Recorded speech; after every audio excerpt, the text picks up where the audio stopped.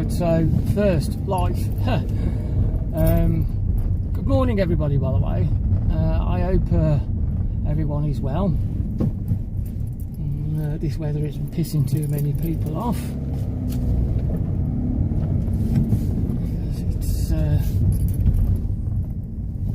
It's been a tough old year, to be honest, so far.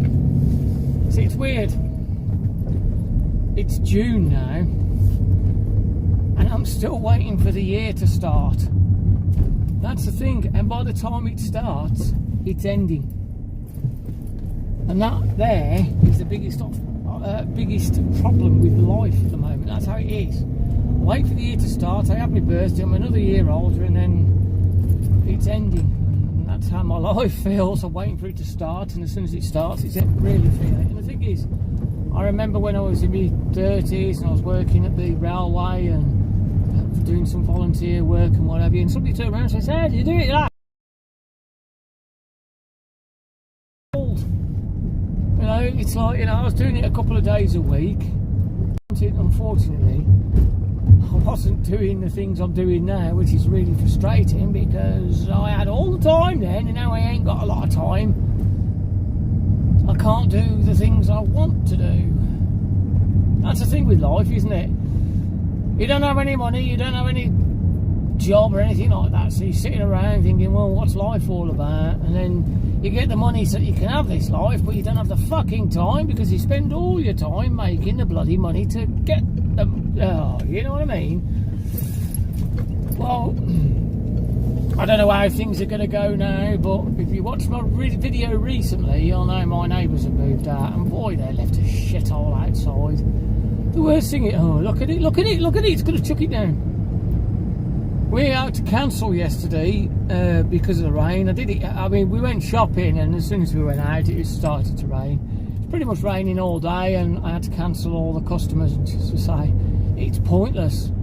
The problem is like when you're doing lawns and borders, it's just, you've got to do them. It's as simple as that. You can't lose a day's work, and I have a really tight schedule, so I don't like to say, okay, we'll do this on this day instead. We'll get wet, we'll do a hedge or something like that. It doesn't work like that because most of my customers expect me on a certain day, and maybe it's me being a little bit OCD, I don't know, but I just can't do that. So instead I have a day off and then just work on the Saturday, which is what I'm going to be doing, as long as it doesn't fucking rain.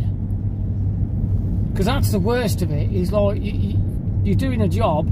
We turned up at a job, and this is a weekly lawn cut, turned up, and then as soon as I got the strimmer out, it started raining. This wasn't rain, this was heavy chucking it down rain, and it'd been on and off all day. We were already soaked, and I said to Sam, I can't do this anymore. It was a type of lawn where he has it cut within an inch of its life, and you know, it's a roller lawn as well, so you know, one that I prefer to use a roller on because it's a nice garden and everything. I just end up making a mess of the garden, dropping grass everywhere. It'd be impossible to sweep up or get rid of because of the wet on the floor. So I just thought, we can't do it, we just can't do it, so we quit. And there was 2 other jobs on that day, so we just literally quit, and we got home and it was bloody dry. We ended up cutting the grass at the front, and then my mower broke. I was at the depot on Tuesday, my bloody roller mower broke. Now, I don't know whether anybody knows about these Honda HRH Pro roller mowers, but I'm pretty sure both rollers, because it's a split roller, which my dealer didn't even know, so it's a split roller. I'm like, yeah, it's not a 50-50 split, but it is a split roller. But I don't think it works as a split like the Hater. But I said, yeah, it's a split roller, and yeah, it's coming down now, little light bits of rain. So I said, yeah, it's a split roller. And basically, the small half is the part that doesn't turn. Now, I'm pretty sure that used to. It makes a bit of a noise, and it's not propelling as well. So it's still usable, but it's just, there was definitely something not quite right. So I took it into the dealer and I bought a Hater 56 Pro, a Harrier roller mower. So, you know, I've got, that's what I got in the back. I've used it, it seems okay. I've never really got on with haters. I've got to be honest and say it's a lot faster than the Honda, so at least that's a bonus. Now I'm going to presume the speed dial on the mower is down to the weather, because I didn't understand what it meant. There was like a 3 notches, and one's got what looks like a sun, and the other one's got what looks like rain. So I'm going to assume that you lower the speed when it's wet to stop it clogging. I'm going to assume. I do not know. I mean, it makes sense. So yeah, that's how the week has gone so far. I had to go out and buy a bloody new mower, and my neighbour's moved out. I've just noticed my other neighbour, they've been there, well, they've been left for 3 years. Now, it's obvious they were claiming dole while living at somebody else's house and all the benefits and everything, and they've finally been caught out. Hopefully they've been fined, because that's basically fraud. 3 years of claiming benefits when they shouldn't have done. That is fraud. But nobody said anything. Why? Because it's quiet. And that's the problem. This is where the live thing comes in, because I am really, really worried about what we're going to get. 2 new neighbours, most likely kids, with kids. I despair, because unfortunately the people are, especially in council places, I'm sorry if you don't like what I'm saying, and just do one. It's true. But people in low grade housing are usually low grade people.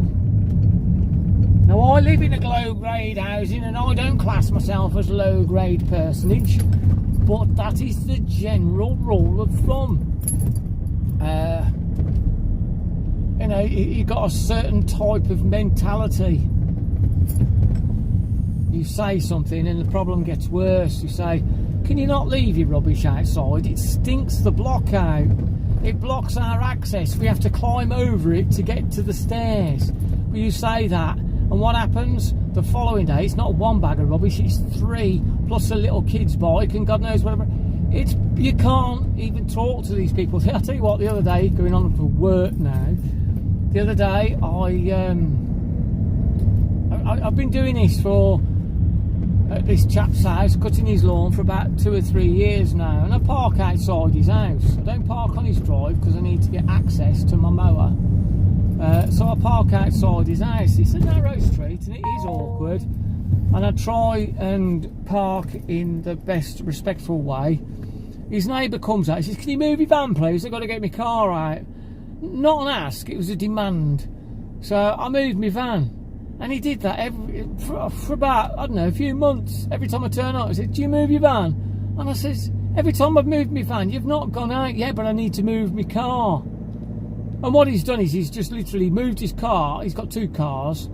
He's moved 1 car and parked it on the side of the road. I'm thinking, well, you could have waited, there's no need. I said, I'm here for 20 minutes. That's it, just 20 minutes. And the other day, well, the last time before, I was, look at this guy's lane discipline.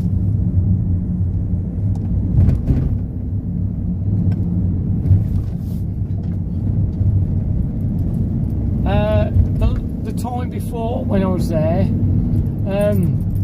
he come out and he had a go at me. He didn't ask, he basically had a go at me saying, move your car, I'm sick of you people parking outside my house. I says, I'm not outside your house. And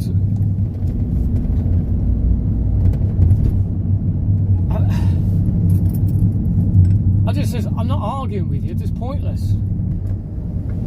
And I tried to say to him, look, every time you've asked, you've never moved your car, but he weren't listening. And so I just ignored him and I kept my van there. Anyway, he come out again, and I says, I just thought, he's just going to do it every single time. So I tried to talk to him, because at first I had to go and say, oh, you got little man syndrome, ain't you? I said, this isn't about parking, this is just about you having to make a point. But he weren't listening. So I walked up to him, and he thought I was going to start on him, and I just said, look, shut up. And I kept telling him to shut up, because I said, if you're not going to listen, I'm going to walk away. I said, are you going to listen? And I waited and I waited. I said, right, I will move my van. Are you going now? Are you going to move your car now and go and get your fuel now? He says, how long are you going to be? I said, it's going to be about 20 minutes, that's all. Oh, well, I said, no. I will move my van for you now if you go now. And he started ranting and raving about the carers again. And I just walked off. I said, I can't, you're not listening. I said, all you're doing is waiting for your turn to speak. I'm not right, and I just walked away. Because that's what people are like, they're not listening. And the truth of it is, he could not have an answer to that because I was right. I was prepared to move my van if I knew he was going to go out there and then, but he wasn't. It was just because he wants me to move his van. It's nothing to do with me blocking him in. He just wants me to move the van. So me saying, I will move my van if you go out now, it completely destroyed his brain. He couldn't think. So I just walked off. So every time I go there now, I'm just going to park where I normally park, and if he comes out, I'm just going to ignore him. There's no point in arguing with people like that. Try talking to him, try to be civil. He ain't listening, not interested. But that's what people are like. And I hate it if we get more neighbours like that. We've just literally got 2 other people living in that block. We've got 2 people who've moved out and 1 person who doesn't live in his flat. He's bought his flat, but he doesn't live there. Not really. So, there's only literally 3 people in this block, and they're reasonably quiet. It's actually really nice at the moment because it's nice and quiet, no banging, no kids. I've cleared all that shit out the front. The council come along, God knows how much it cost the council, but they've come along and cleared all that waste and rubbish. So I've cleared all the litter, cleared all the toys, chucked them all in the bin. And it actually looks reasonably nice. Look at the state of this weather. Cheese and spice. It just, I just dread what kind of people we're going to get moving in there. I really do.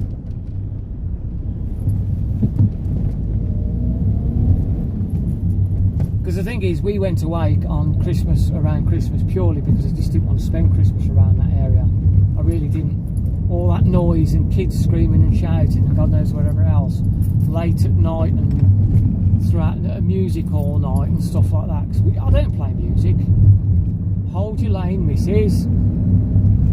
I don't play music or anything like that till God knows what time in the morning. I don't want to listen to it that time in the morning. I'm too old for it now. And the thing is, that's the problem. It's like, yeah, but I know my right. I've got every right to play my music. I'm thinking, well, get some bloody earphones. Anyway, so going to my book quickly. I'm going to tell you about this book. This started as when I was about 6 years old, and it's like my life was pretty much shit. I mean, if you put my life against somebody else's life, I'm not going to say whose, and it's probably a wonderful. If you've listened to my videos, you'll know that I've had problems with my stepdad and what have you, and it's like I'm just naive. I honestly believed he'd changed, and he hasn't. He's still the same cantankerous old git. I hate going around there now. So this idea was, when I was a kid, life was pretty much crap. I think my mum cared for us, in her own way as best as she could. But obviously she's got her own problems, and so they sort of echoed through us. And I sort of created this imaginary world in my head where I just literally escape. Anything happens in this imaginary world, I could deal with it. And over the years, it sort of evolved. I mean, I'm going to be really honest now. It started as a music thing. I honestly don't know. All I can remember is that this version of me had a record player strapped to his feet, and he'd walk around playing music. I was 6 years old. Shut the fuck up. Anyway, it evolved, and when I moved into my own bedroom, I had a poster of an eagle on it was a golden eagle, and I was into birds at the time. I think I was it was late infants, early high school, and yeah, school life was shit. I was always being beaten up. Anyway, so I imagined me being this eagle, because they're free, aren't they? They can fly free, float above the everybody. Doesn't have to be around anyone, everybody, and that's how I imagined myself. And it sort of grew into like a superhero, if you will. And then I created this character called the Chameleon, because I watched a program as a kid, and I think it was a black and white one. There was this a thief or a criminal or someone, and they called him the Chameleon. I thought, what a great little character. But this wasn't a normal, this was somebody who could literally shapeshift, and that's who this character was. It was a shape-shifting chameleon, and the reason is because I could hide, I could sort of be someone else. I didn't have to be me anymore, because I hated me. To be honest, I kind of look in the mirror and think, you know, I'm reasonably happy with the way I look, and the way I wear a little bit. So this character grew, and when I was at work, or my first started working, it's just bullying just seemed to follow me. And the reason is because this is what bullies don't realise. They just see you as easy prey, as like, oh, it's all your fault. But what it is like, it's an endless circle. You've never grown that confidence just to stand up to them, because when it's one person, you could smack them one and that's it, it's done. But when it's a group of people, you think, well, they're all going to, if you hit someone, they're all going to stand together, and it's like you're the bad guy then. And that's how it was. That is how it was, because I remember I hit somebody once. I think I even broke his nose, and then I got beat up afterwards by a load of kids, because I mean, they didn't even like this kid who I hit, you know. So that's basically how it was. It was like, you know, I sort of created this character to sort of hide from people, and it grew, and so this wolf character came into being because I watched American Werewolf in London, and I thought, you know what, that's what I want to be. I want to be a fucking werewolf, because I want to rip people apart. And that's basically how it was. There was a little bit more to it. I mean, I was a rich millionaire, and I'd won the lottery, and I was making, because I love music, and I was making loads of music, because I lost myself in music as well, because that was really important to me. Not as much now, but at the time, throughout my late teens and early 20s, I lost myself in music. So this character was a multi-millionaire, and I lived, because I had nothing. I had no wife, no girlfriend, no family to really speak of. It was just a really sad, depressing moment in my life, and a lot of this book reflects that. And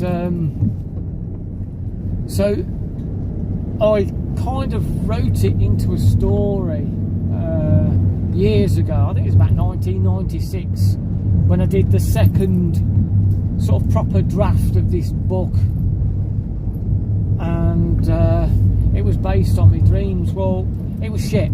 It was written by a kid, because that's a problem. I am not an intellectual person. I like to think of myself as one, but I'm not. I'm thick as three short planks.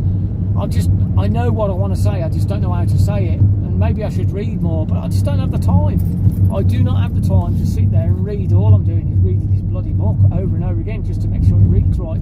But I'm reading my book and basing it on what I'm reading, so I'm just writing the same stuff over and over again.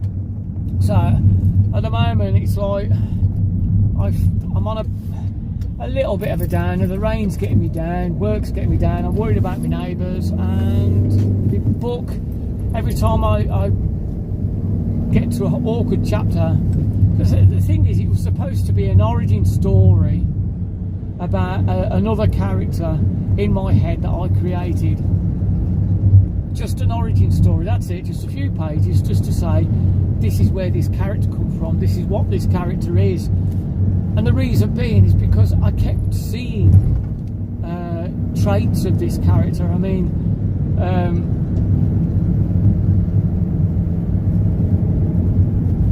it wasn't. It was a shapeshifter because I loved things like Manimal and stuff like that, but it was different. This shapeshifter was could be either organic or inorganic material, and I even give it a name, and I thought this name was really stupid. I thought, what a ridiculous name. I mean, this is how childish I was in my writing. I called it a nanomorph because I thought that was a cool little name. Nanotechnology, and it can morph. But guess what? That fucking thing's already been said. I searched it on the internet, and some bloke who says, "Oh, nanomorph, it's nanotechnology that morphs." I thought, oh, for fuck's sake. Well, duh, of course it would be already said. So I've actually had to come up with another name, and the reason I come up with this other name is because well, it's a little bit different to all the other liquid metal shape-shifting beings. I mean, the way to explain this character, it's a cross between the Thing and the Terminator. Okay, the Thing was not what I intended this thing to be, but it's the best way to. I created this idea. Before that, right, where are you going? Are you going to make it difficult for me? So I'm going to slow down.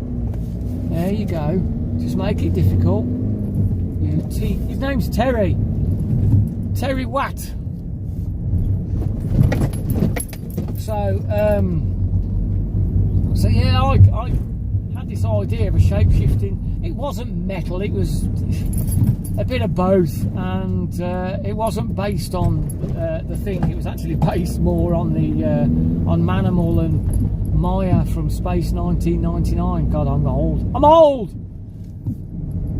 And I just liked the idea, and that's where, because it come from the chameleon idea, and it grew from that. And this is not the character I'm supposed to be. It's a character that I had.